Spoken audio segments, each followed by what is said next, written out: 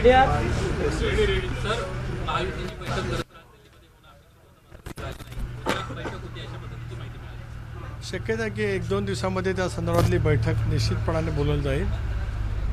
2 दिवसापूर्वीच आदरणीय अमित शाह साहेबांच्या उपस्थितीमध्ये महायुतीची बैठक त्या ठिकाणी झाली होती। जसं देवेंद्रजींनी काल सांगितल्याप्रमाणे 80% आसपास पूर्णपणाने त्या ठिकाणी चर्चा झालेली आहे। उरलेल्या बाबतीमध्ये सुद्धा 1-2 दिवसांमध्ये बसून अत्यंत समन्वयाने आणि खेळमेळच्या वातावरणामध्ये त्या ठिकाणी जागांचं वाटप निश्चितपणे होईल।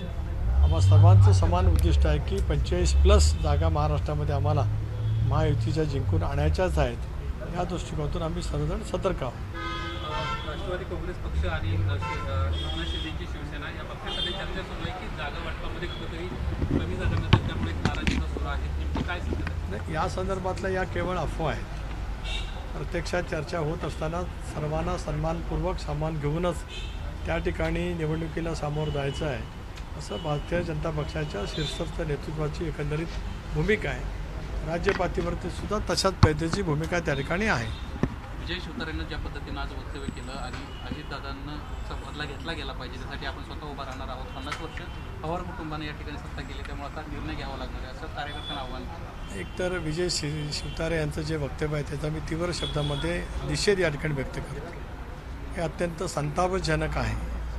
विजय शिवतारेंच्या वतीमध्ये 2019 सालामध्ये निवडणुकीमध्ये ज्या वेळेला दादांनी वक्तव्य केलं की यांना कसे निवडून येतात ते पाहतो, त्यावेळेला याच विजय शिवतारेंनी आदरणीय पवारसाहेबांच्याबद्दलचं अत्यंत एक वादग्रस्त विधान त्या ठिकाणी केलं होतं। आता काहींना शिवतारेच्या विधानाने आनंद झाला असेल, पण त्यांना हे माहीत नसेल की 2019 सालामध्ये अजितदादांनी त्या बाबतीत जे विधान केलं होतं ते आदरणीय पवारसाहेबांच्याबद्दल विजय शिवतारे जे बोलले ते त्याच्या संदर्भात होते। मला असं वाटतं की विजय शिवतारेंनी सुद्धा हे वक्तव्य जे काही केलेलं आहे ते अत्यंत चूक आहे। राज्यामध्ये एकनाथराव शिंदेच्या नेतृत्वाखाली, देवेंद्रजींच्या नेतृत्वाखाली, दादांच्या नेतृत्वाखाली महायुती भक्कमपणाने त्या ठिकाणी काम करत असतानाच अशा पैचं वक्तव्य करणं हे अत्यंत गैर आहे। मी एकनाथ शिंदेजींना विनंती करतो की या बाबतीमध्ये त्यांनी गंभीर नोंद त्या ठिकाणी घ्यावी। महाराष्ट्रातील राष्ट्रवादी काँग्रेस पक्षाच्या प्रत्येक कार्यकर्त्यांच्या मनामध्ये प्रचंड पद्धतीचं चीड आणि संताप निर्माण झालेला आहे।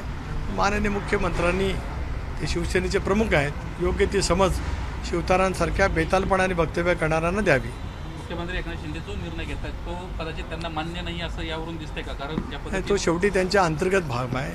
मुख्यमंत्र्यांचा निर्णय मानायचा की न मानायचा शिवतारांनी ठरवायचं, त्या बाबतीमध्ये मी काय फारसं वक्तव्य करणार नाही। सर, रायगड भाजप पण दावेदारी करत आहे आणि ती जागा तुमच्यासाठी सुटली आहे राष्ट्रवादीसाठी, कसं बघताय दावेदारी? एक असं आहे की केंद्रीय नेतृत्व या संदर्भामध्ये 2 दिवसामध्ये निर्णय घेणार आहे, त्यामुळे एकदा निर्णय केंद्रीय नेतृत्वाने घेतल्याच्या नंतर मग सगळेजण समंजसपणाने महायुतीच्या उमेदवारांच्या पाठीमागे ठामपणाने उभे राहते। सर, महायुतीमध्ये राष्ट्रवादीला सन्मानजनक लोकसभेच्या जागा मिळणार। मी मगाच सांगितलं की केंद्रीय शीर्षस्थ नेतृत्व भारतीय जनता पक्षाचं, राज्य स्तरावरती भारतीय जनता पक्षाचं जे नेतृत्व आहे त्यांना आज महायुतीमध्ये असलेल्या घटक पक्षांना सोबत घेत सन्मानपूर्वकच जागांचं वाटप त्या ठिकाणी करायचं आहे।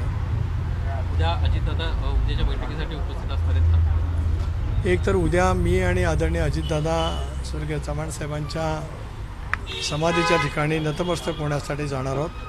मुंबईची जर काय, दिल्लीची जर काय बैठक असेल तर त्या बैठकीला आदरणीय अजितदादाही असतील, प्रांताध्यक्ष म्हणून मी सुद्धा असेल, राष्ट्रीय कार्याध्यक्ष म्हणून प्रफुल्लभाई सुद्धा असतील। निलेश लंकेंशी आपलं काय बोलणं झालं का सकाळपासून? नाही, माझं त्यांच्याशी का या विषयावरती काय बोलणं होऊ शकलं नाही।